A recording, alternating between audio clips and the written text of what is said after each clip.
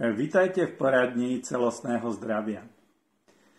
Nedávno som počul v televízii vyjadrenie jedného významného slovenského vedca, ktorý na otázku o príčinách vzniku rakoviny odpovedal, že rakovina vzniká náhodou. Je to veľmi zaujímavá odpoveď z viacerých dôvodov.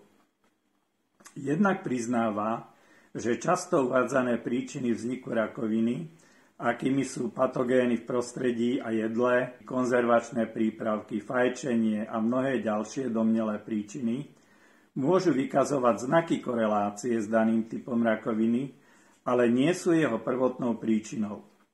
Zároveň je to aj do istej miery priznaním, že súčasná mainstreamová veda nedokáže prvotné príčiny rakoviny odhaliť.